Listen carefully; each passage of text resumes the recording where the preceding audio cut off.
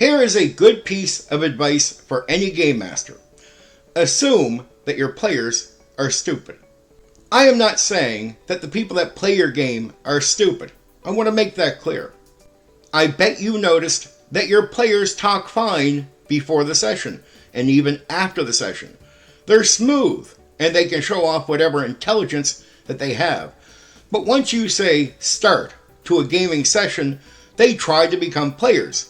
But for some reason, their mind seems to turn off. That smooth thinking goes away and they become stupid. So create the illusion of complication. Create the illusion of complexity in a situation.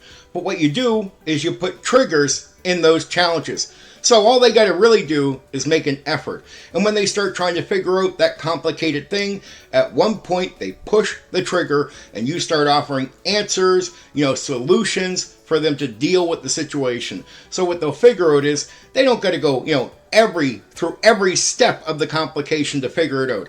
They just need to make an effort, start looking into it, and then hit a trigger where you're going to help them by giving them more information that makes it easier to deal with the complicated thing. But don't save players from themselves. Sometimes those players who are not thinking that well in-game, they're not that smooth, on the uptake, they'll start seeing complication where there's none. They'll start seeing challenges where you placed no challenges. Let that happen and don't try to fix it. If they, figure it out later that what they thought isn't true, good. But don't go out of your way to sort that out.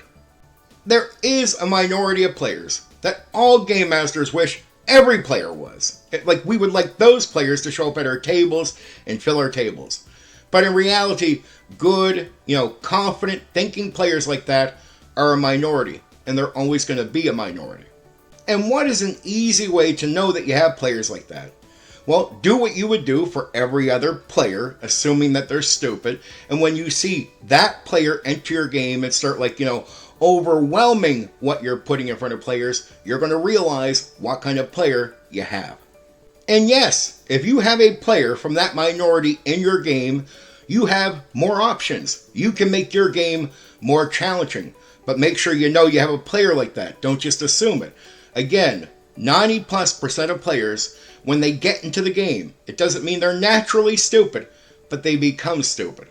And if your players are like that when they get into the game and you try to make a more complicated, challenging game, you're going to be disappointed when they don't step up to the challenge in the way that you hoped. This is not the fault of the game master. It is on the players. And if players want you to really believe that they can handle these challenges, they have to show you through their effort. If they don't want you to make a game that's easier on them, it's really up to them to show you that they can handle a more complicated game. And if they can't, they get this, false complications with triggers to make them think they are doing better than they are. Anyway, for now, take care.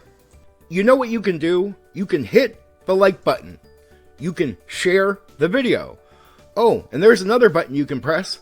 That one that lets you subscribe to my channel for more content.